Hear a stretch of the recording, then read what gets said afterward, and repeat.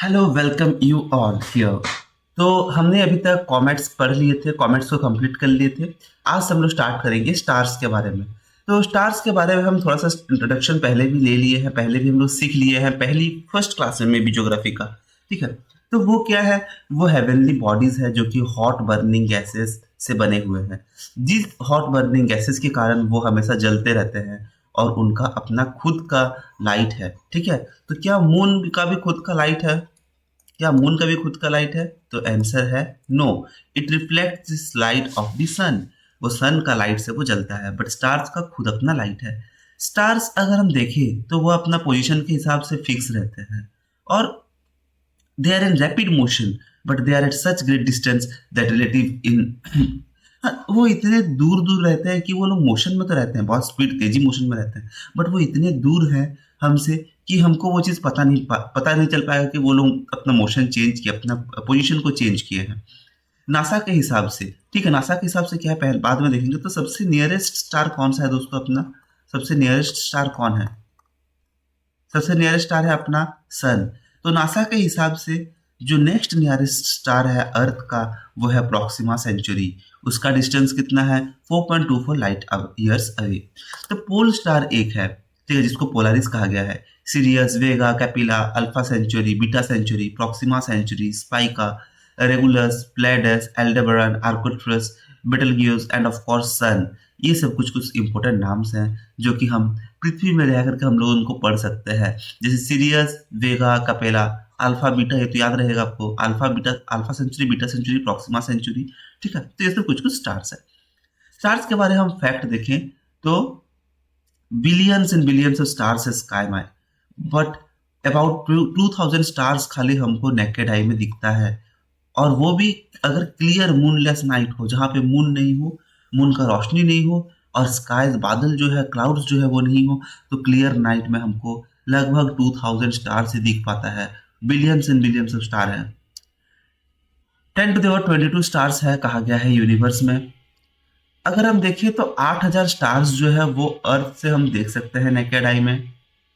ठीक है।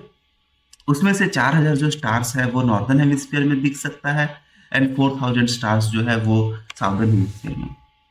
तो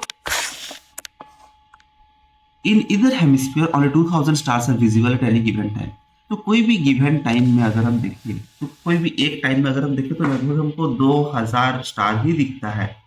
तो कोई भी एक हेमिस्फीयर में 2000 स्टार ही दिखता है, बट एक्चुअल में कितना है? 4000 रहता है। तो वो दिखता है किसी फेज में जब अर्थ अर्थ रोटेशन करता है, तो उसके हिसाब से मेरी वो पोजिशन उसका चेंज कर देना होगा। देन वो हमको कभी कभी नहीं दिखता है। तो 2000 are located in day time sky. इसमें देखिए 2000 जो है वो दिन में ही रहता है, एंड ब्राइटनेस ऑफ सन क्या है, उनको इनविजिबल कर देता है। 2000 रात में रहता है, 2000 दिन में रहता है पर हेमिस्फीयर में। ठीक है। कंस्टलेशन, कंस्टलेशन क्या है दोस्तों? कंस्टलेशन, कंस्टलेशन जो रहता है वो तारों का समूह है। ठीक है। तारों का समूह को कंस्टलेशन कहा गया है। तो टू इनेबल एस्ट्रोनॉमर्स, एस्ट्रोनॉमर्स को आइडेंटिफाई करने के लिए पोजीशन ऑफ स्टार्स, स्काई को डिवाइड कर दिया गया है यूनिट्स में। ठीक है। These units are known as constellations. तो एस्ट्रोनॉमर्स अच्छे से स्टार का पोजीशन को समझ पाए, इसीलिए क्या करते हैं, वो जो आसमान है उसमें आसमान को डिफरेंट डिफरेंट आसमान में जो स्टार्स हैं उनको डिफरेंट डिफरेंट यूनिट्स में डिवाइड कर देते हैं। जैसे मान लीजिए एक स्टार कुछ इस तरह का है पोजीशन उसका। ठीक है। एक स्टार इस तरह का पोजीशन में है, तो ये पूरा एक यूनिट को ये डिवाइड करते हैं। इसको कहा गया है कॉन्स्टलेशन। ठीक है। तो ये कॉन्स्टलेशन का नाम जो है, ये जो मिथोलॉजिकल कैरेक्टर्स हैं, मीन्स जो भगवान भगवान ये सब के नाम पे जनरली रखा जाता है। तो अभी अगर देखा जाए तो एट प्रेजेंट 88 कॉन्स्टलेशंस रिकॉग्नाइज किया गया है। तो कुछ कुछ वेल नोन कॉन्स्टलेशन अगर हम देखें तो हम जानते हैं सप्तऋषि, ध्रुव, मत्स्य, मृग, कलय, वृश्चिक, मेष, वृष, मिथुन, कर्क, सिंह, कन्या, तुला, धनु, मकर, कुंभ, मीन। ठीक है। तो उर्सा मेजर और Ursa Minor, Ursa Major Great Bear, इसको कहा गया है सप्तऋषि। सप्तऋषि हम जानते हैं। उर्सा माइनर लिटिल बियर, इसको कहा गया ध्रुव मत्स्य। देन ऑरियन यानी हंटर, ड्रैको यानी ड्रैगन। देन स्कॉर्पियो, एरीज, टेरियस, Taurus, Gemini, Cancer, Leo, Virgo, Libra, Sagittarius, Capricorn, Aquarius, Pisces. तो ये सब जो है ये अपना राशि है। अगर आप देख सके कहीं ना कहीं, अगर आप देखें वृश्चिका से, वृश्चिका, मेष, वृष, मिथुन, कर्क, सिंह, कन्या, तुला, धनु, मकर, कुंभ, मीन। तो इसमें से आपका भी कोई एक राशि होगा, जो भी आप लोग यहाँ पे बैठे हुए हैं, जो भी सुन रहे हैं, तो आप लोगों का भी एक राशि होगा। तो ये सब क्या है, ये 12 जोडियक साइंस है। और सब किस में से आया है दोस्तों, सारा कॉन्स्टलेशन में है। ठीक है, सारा कॉन्स्टलेशन का नाम है। ठीक है, चलिए अभी चलते हैं गैलेक्सी के बारे में पढ़ते हैं। जब बहुत बड़ा ग्रुप ऑफ स्टार बन जाए और उसमें से डस्ट और लाइट गैसेस ये सब मिलजुल की ग्रेविटी में एक साथ मिल जाए और एक समूह में रहे, उसको कहा जाता है गैलेक्सी। ठीक है, 10⁻11 गैलेक्सी है अपना यूनिवर्स में। एंड आउटर एज जो है स्पाइरल टाइप गैलेक्सी का, उसको मिल्की वे गैलेक्सी कहा गया है, जो कि 1 lakh light years in diameter है। एंड बहुत धीरे धीरे वो रोटेट करते रहता है। हम लोग जो रहते हैं मिल्की वे गैलेक्सी का, ठीक है, स्पाइरल शेप, इस तरह का शेप है, स्पाइरल शेप। ठीक है, स्पाइरल शेप है। तो अपना अगर गैलेक्सी देखें तो कहीं ना कहीं इस तरह का है वो।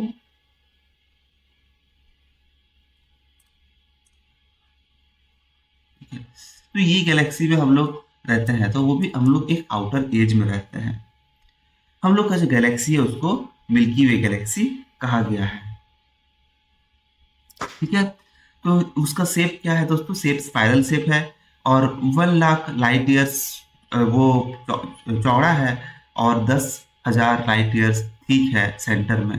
ठीक है, तो लाइट ईयर्स क्या है, लाइट ईयर्स जो है वो कोई सालों का मेजरमेंट नहीं है, लाइट ईयर्स से आपका डिस्टेंस का मेजरमेंट। ये याद रखिए, इंपॉर्टेंट क्वेश्चन है। लाइट ईयर्स से क्या मेजर किया जाता है, डिस्टेंस मेजर किया जाता है। ठीक है, it is also called Milky Way, क्योंकि इसका जो सॉफ्ट ग्लोइंग लाइट है जो कि बिलियंस ऑफ स्टार से बना हुआ है, ये उसको मिल्की वे अपीयरेंस देता है, मिल्की टाइप का अपीयरेंस। ठीक है, तो ग्लोइंग लाइट है, तो जिसको देख करके लगेगा ये दूध जैसे वो दिखता है। ठीक है ना, these stars are so far that they can be seen only in constellations, not separately। ये स्टार्स हमसे इतने दूर है कि ये अलग अलग दिखेंगे नहीं, ये लोग दिखेंगे तो कॉन्स्टलेशन में ही दिखते हैं, आसमान के भागों में।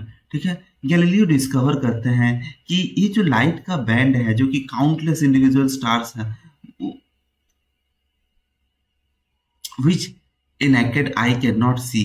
तो गैलीलियो वो बैंड ऑफ लाइट, हाँ, गैलीलियो डिस्कवर करते हैं that this band of light was produced by countless individual stars which a naked eye can not see. तो मिल्की वे गैलेक्सी का जो लाइट है उसमें वो उसका लाइट प्रज्वलित, वो जो प्रज्वलित होता है वो किस लिए, क्योंकि उसमें बिलियंस ऑफ स्टार्स हैं और ऐसे ऐसे भी स्टार्स हैं जो कि हमारे नेकेड आई से दिखते नहीं है। तो उसमें से क्या होता है, उसमें से मिल्की वे गैलेक्सी का, मिल्की वे का उसमें से नज़ारा हमको देखने को मिलता है। अबाउट 250 साल पहले it takes about 250 million year to 250 million years को लगता है वन रिवॉल्यूशन करने के लिए। ठीक है, ठीक है, तो ये कुछ कुछ पॉइंट इतने इंपॉर्टेंट नहीं है, बट कौन डिस्कवर किया था, गैलीलियो डिस्कवर किए थे। Milky way Galaxy billions of star के कारण उसका लाइट है बोल के गैलीलियो बोले थे। ये सब थोड़ा थोड़ा सा जरूरी है। लाइट ईयर चलिए देखते हैं क्या है। लाइट ईयर क्या है, large distances in outer space are measured in light years. ठीक है, तो जो बड़ा बड़ा डिस्टेंस है उसको लाइट ईयर से ही हम लोग मेजर कर पाएंगे। तो लाइट ईयर का डिस्टेंस जो है वो एक साल में eight A speed of 299792458 metre पर सेकेंड और रफली 3 लाख किलोमीटर पर सेकेंड। हमको ये पता है कि लाइट का डिस्टेंस का मूवमेंट क्या है, हम लोग पिछले क्लास में भी किए हैं, 3 × 10⁸ मीटर पर सेकेंड और 3 × 10⁵ किलोमीटर पर सेकेंड। ठीक है, तो ये हम लोग पहले भी कर चुके हैं। तो अगर इसी स्पीड से लाइट जाता है तो वो 1 ईयर में कितना डिस्टेंस कवर कर पाएगा, उसको ये लोग जनरली कंसिडर करता है लाइट ईयर। ठीक है, तो 1 light year is equal to कुछ डिस्टेंस, कुछ यहाँ पे दिया गया है, वो आप पढ़ सकते हैं point. No star apart from sun is close enough to earth to appear as anything but a point of light. ठीक है, कोई स्टार ऐसा नहीं है सन को छोड़ करके जो कि क्लोज है अर्थ का इतना क्लोज है कि हम उसको गोल है या फिर चेप्टा है या फिर इस तरह का है कि उसको बता सके। ठीक है, कि स्टार इस तरह का बता सके। बस सन ही एक ऐसा चीज है जो कि इतना नजदीक है तो वो पॉइंट ऑफ लाइट जैसे नहीं दिखता है, बट एक गोल सर्कुलर डायमेंशन टाइप का दिखता है। बट रेस्ट ऑल सब क्या होता है, कोई पॉइंट टाइप का स्टार्स दिखते हैं, पॉइंट दिखते हैं जो कि पूरा पॉइंट में है। ठीक है, नेक्स्ट आता है दोस्तों एंड्रोमेडा। एंड्रोमेडा क्या है, अर्थ का सबसे क्लोजेस्ट गैलेक्सी है। ठीक है, हमारे मिल्की वे गैलेक्सी का अगर सबसे क्लोजेस्ट कोई गैलेक्सी है वो है एंड्रोमेडा गैलेक्सी। तो ये भी स्पाइरल गैलेक्सी है और हमारा नजदीकी पड़ोसी है। इसमें भी फजी पैच ऑफ लाइट है जिसमें कि हजार हजार मिलियंस ऑफ स्टार्स हैं। It's the farthest object that can be seen without the naked eye.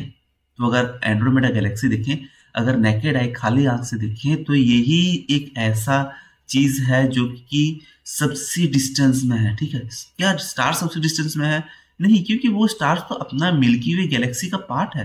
उसके नजदीक और एक गैलेक्सी है जिसको कि हम लोग खाली आंख से देख सकते हैं, जिसमें जिसमें बहुत सारे तारे हैं, जिनमें हो सकता है कि कुछ प्लैनेट्स रहेंगे, जिनमें हो सकता है कुछ रहेंगे। तो ये एंड्रोमेडा गैलेक्सी है जो कि हमको खाली आंख से दिख सकता है।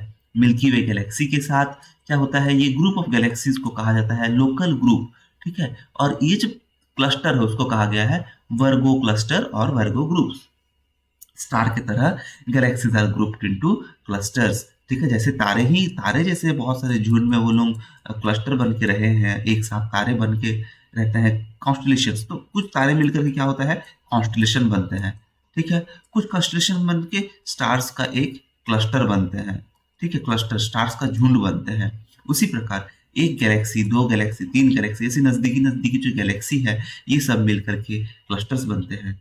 और कुछ कुछ क्लस्टर्स तो ऐसे हैं जिनमें कि हजार हजार गैलेक्सी है।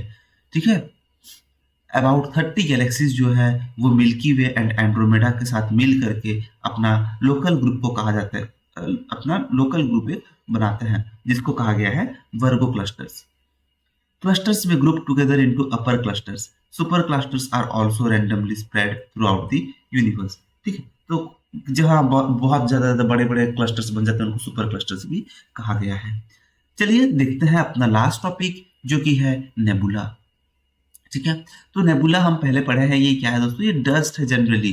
ठीक है, तो नेबुला ह्यूज इंटरस्टेलर क्लाउड्स है, बादल है, किसका, गैस का और डस्ट का, जो फेंट मिस्टी पैचेस ऑफ लाइट जैसे दिखते हैं अपना स्काई के चारों ओर स्प्रेड हुआ। ठीक है, तो ये कब हमको दिखाई देता है, दे अपीयर्स ब्राइट लुमिनस क्लाउड्स। ठीक है, तो ये बादल दिखते हैं जो चमकता हुआ बादल है, और या फिर ये डार्क पैचेस दिख सकता है जब ब्राइट बैकग्राउंड हो अपना। ठीक है, आसमान में मान लीजिए आसमान पूरा ब्राइट बैकग्राउंड चमक रहा है तो ये डार्क पैचेस ऑफ क्लाउड दिख सकते हैं। अथवा ये अगर स्काई ब्लैक है तो इसमें पूरा लाइट चमकता हुआ बादल देख सकते हैं, तो उसको नेबुला कहा जाता है। Nebula depends for its luminosity upon the presence of stars. ठीक है, तो नेबुला क्या है, नेबुला जो क्लाउड्स ऑफ जो गैसेस हैं, वो गैसेस जो है वो चमकते हैं इसीलिए क्योंकि उनमें बहुत सारे तारे रहते हैं, जो कि इधर वो नेबुला से निकले हुए तारे हैं, या तो वो नेबुला से निकले हुए हैं तारे, या फिर उनके अंदर थोड़ा थोड़ा सा तारे हैं। If the stars are extremely hot, the hydrogen in nebula is ionized and emits a certain amount of lights of its own. ठीक है, अगर जो स्टार्स हैं वो बहुत गर्म रहते हैं तो जो हाइड्रोजन रहता है नेबुला का वो क्या होता है, आयोनाइज्ड हो जाता है। आयोनाइज्ड हो जाना मतलब देखिए तो हाइड्रोजन को H2 लिखा जाता है तो वो H प्लस आयन और H प्लस आयन में स्प्लिट हो जाएगा। तो इसमें ये जो स्प्लिट हो जाता है इसमें भी कुछ लाइट जनरेट होता है। ठीक है, तो तभी हम लोग कह सकते हैं कि नेबुला भी कहीं ना कहीं लाइट एमिट करता है खुद का। और अगर स्टार उतना हॉट नहीं है तो नेबुला तभी चमकता है जब उसमें रिफ्लेक्शन होता है।